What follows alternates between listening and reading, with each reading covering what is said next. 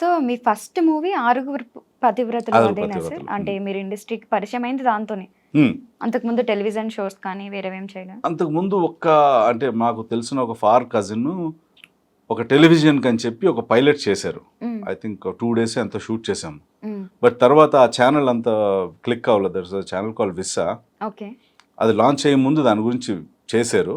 But అది never came out. Materialise అవ్వలేదు movie, అది ఆ ప్రాజెక్ట్. ఆరుగురు పతివ్రతల మూవీ అంటే ఇప్పుడు ఇన్నిసార్లు తలుచుకుంటున్నాం కానీ అప్పట్లో బ్లాక్ బస్టర్ ఏం కాదు కదా, అది అంత హిట్ కాదు. అంటే బ్లాక్ బస్టర్ కాదు కానీ very famous movie. Okay. Controversial movie అయింది.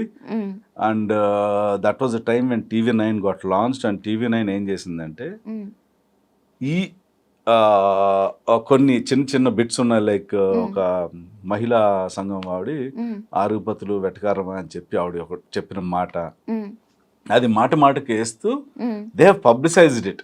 ఓకే. బట్ అప్పుడు వచ్చిన ఆరుగుపతులు ఏదంటే ఒక 10-15 years అహెడ్ వచ్చేసింది కదా. అవును అవును. అదే కాదు ఇప్పుడు వచ్చుంటే సూపర్ హిట్. ఏమన్నా రిలీజ్ ప్లాన్ ఏమన్నా ఉందా సార్? చాలా మంది వెయిట్ చేస్తున్నారు actually.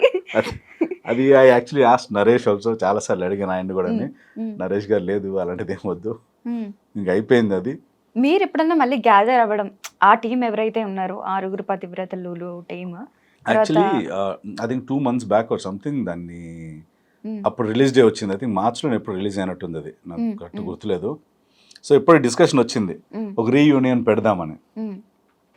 I try to contact most of them. కొంతమంది ఇంకా అవైలబుల్ లేక అవ్వలేదు. But very soon we are planning.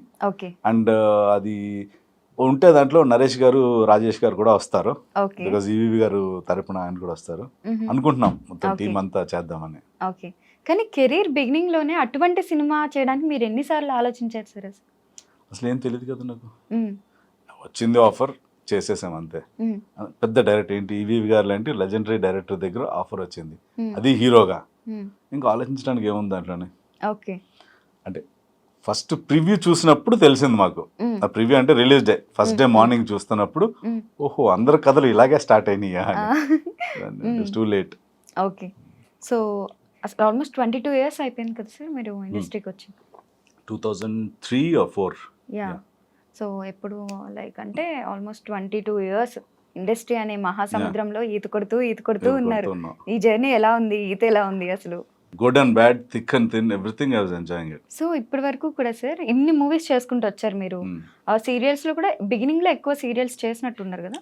Mughal రేకుల తర్వాత ఏమైనా సీరియల్స్ చేశారు? మొగల్ రేకుల తర్వాత ఒక్కటి చేశాను అంతే. ఓకే. మొగల్ రేకుల ముందు ఒక 2 చేసాం. తర్వాత అన్ని ఫిల్మ్స్. ఎప్పుడు ఫిల్మ్స్. ఇన్ని ఫిల్మ్స్ చేసినా కానీ మళ్ళీ అందరూ సెల్వా దగ్గరికే వెళ్తారు. అవును. మొగల్ రేకులు సెల్వా. ఇప్పటికీ కూడా రవివర్మ అంటే మొగల్ రేకులు రవివర్మనేనా అని అడుగుతారు. మీకు ఎలా అనిపిస్తుంది? అంటే అదే గుర్తుపెట్టుకున్నారు, ఏది గుర్తుపెట్టుకోలేదని బాధగా అనిపిస్తుందా? అంటే ఇప్పుడు అలాగని అనలేము. ఇప్పుడు బెస్ట్ ఎగ్జాంపుల్ ఇస్ ఈవి నరేష్ గారు. ఇప్పటికి నరేష్ గారిని ఏమంటారు, అల్లరి నరేష్ అంటారు. They don't call him Naresh. So అలాగేంటంటే that is there is nothing wrong. And Kishore ఉన్నారు, they call him Vennela Kishore. So there is nothing wrong. ఏంటంటే ఆ ఇంపాక్ట్ ఎంతగా ఉండిపోయిందో సెల్వాది. సో ఇప్పటికి people never call me with my name, most of them. Selva garu కదా, మీరు సెల్వా గారు కదా, నాటికల్లో చేస్తారు కదా, ఇది ఉండేది ఫస్ట్. నేను తర్వాత చాలా సినిమాలు చేశాను రా బాబు అని చెప్పుకోవాలి. అంటే ఇంకా అది రిజిస్టర్ అయిపోయింది వాళ్ళకి ఎక్కువగా. సెల్వా క్యారెక్టర్ కూడా ఫస్ట్ వేరే వాళ్ళు చేశారు కదా, వేరే అబ్బాయి చేశారు. తర్వాత his actual name is also Selva. Continue చేశారు. సో అసలు నార్మల్ గా ఒక పర్సన్ కి ఒక కనెక్ట్ అయిపోయారంటే జనాలు మోస్ట్లీ సీరియల్స్ లో వేల ఎపిసోడ్లు వస్తూ ఉంటాయి. కొన్ని ఎపిసోడ్లో ఆయన మొహం చూసి ఉంటారు. ఆ ప్లేస్ లో వేరొకరిని రీప్లేస్ చేయాలంటే అసలు అబ్బా వేరొకరు వచ్చారేంటని మ్యాచ్ చేయలేరు. అది 1 month కొంచెం టైం పట్టింది. But thanks to Manjula Naidu and Bendu Naidu garu. మీకేం టఫ్ అనిపించలేదా ఆ టైంలో? I'm an artist, so anything I will do. అప్పుడు ఆలోచించారా మీరు? బట్ ఏంటంటే ఇట్స్ లైక్ అంటే we're like water. So how the director moulds us into a glass jar, వాళ్ళు ఏ షేప్లో మమ్మల్ని మోల్డ్ చేస్తే ఆ షేప్లో వెళ్ళిపోతాం. ఓకే. సో సార్ మీ పేరు కూడా చాలా పెద్దదనేసి విన్నాం మేము. రవివర్మ అని అందరికీ తెలుసు. అద్దూరి అనేసి, అద్దూరి ఇస్ ద సర్నేమ్. అది ఏంటంటే రీసెంట్ గా కొంచెం ఈ కన్ఫ్యూజన్ ఎక్కువ అయిపోయిందని చెప్పి రవివర్మ అని. Actually there about 5-6 రవివర్మస్.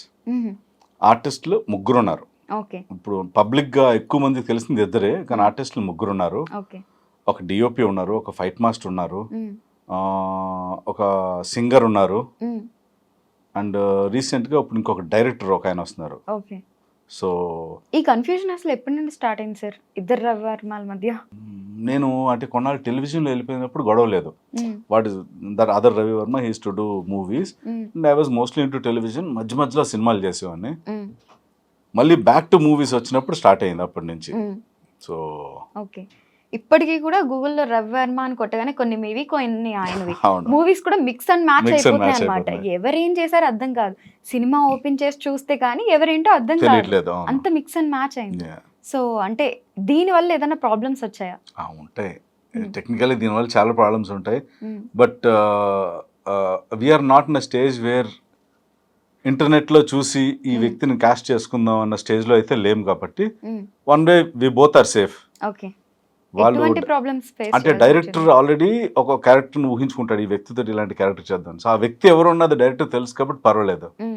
కొత్తగా వచ్చి సరే నేను ఒక విలన్ ఎవరు ఉంటారా చూస్ చేసుకుందాము అంటే ఈ రవివర్మ ఎవరో తెలియని వాళ్ళకైతే ఇబ్బందే. బట్ నాకేంటంటే fortunately most of the directors know me. Maybe వాళ్ళ ప్రాజెక్ట్లో చేసినా చేయకపోయినా దే ఆల్ నో మీ కాబట్టి అనుకున్నా ఏమో మరి. ఓకే. ఇంతకు ముందు ఎప్పుడైనా ఇటువంటి ప్రాబ్లం అయిందా? అంటే ఆయన అనుకుని మిమ్మల్ని కాంటాక్ట్ అవ్వడం కానీ అవి journey there few projects which happen like that. So తను అనుకుని నన్ను కాంటాక్ట్ చేయడం, నన్ను అనుకుని తను కాంటాక్ట్ చేయడం. ఒక్కసారి ఇంకా తప్పనిసరి పరిస్థితిలో వేరే ఆర్టిస్ట్ లేక ఫర్ ఎగ్జాంపుల్ నన్ను అనుకుని తన ఫోన్ చేశారు, షూటింగ్ లొకేషన్కి వెళ్ళిపోయిన తర్వాత నేను అవైలబుల్ లేకపోతే so obviously they have gone through ఆయనతో చేశారు. అలా కొన్ని సినిమాలు జరిగినాయి, నాకు కొన్ని జరిగినాయి అలాగా. సో ఇద్దరికి జరిగినాయి. అది కైండ్ ఆఫ్ అడ్వాంటేజ్ కూడా ఉండొచ్చు కదా. Advantage and disadvantage both. Yeah true. ఒకరికి పోయింది, ఇంకొకరికి వచ్చింది. బట్ ఏంటంటే హ్యాపీ అట్లీస్ట్ ఇద్దరు ఒకరు చేసాం కదా, ఇంకో 3 వ్యక్తికి వెళ్ళలేదు కదా అని మేము నవ్వుకుంటూ ఉంటాం అప్పుడప్పుడు. ఫ్రీక్వెంట్ గా కాల్స్ కూడా మీకు అలా అవుతుంటాయి అనుకుంటా కదా. చాలా. అంటే ఇంకోటి ఏంటంటే funniest thing, we both are born in the same year, same month, అవునా? జస్ట్ ఫ్యూ డేస్ డిఫరెన్స్ అనమాట. ఓకే. సో తన బర్త్డే విషెస్ నాకు వస్తాయి, నా బర్త్డే విషెస్ తనకి వెళ్తాయి. It's common thing. మీరు ఏమనాలంటే గిఫ్ట్లు మాత్రం పంపించేయండి, పార్టీ మాత్రం సేమ్ మంత్ కాబట్టి ఇద్దరు కలిపి ఇచ్చేయాలి పార్టీ. అప్పుడు పార్టీ అయితే ఇవ్వట్లేదండి, తీసుకుంటున్నాం కానీ ఇవ్వట్లేదు ఇంకా ఇద్దరు. బట్ యా అదేదో బాగుంది ఐడియా గిఫ్ట్లు తీసుకోవడం. ఓకే. అదే చిన్నవి ఉన్నది కన్ఫ్యూజన్ అయితే చిన్న లెవెల్ నుంచి లార్జ్ లెవెల్ వరకు ఉన్నాయి. ఓకే. But okay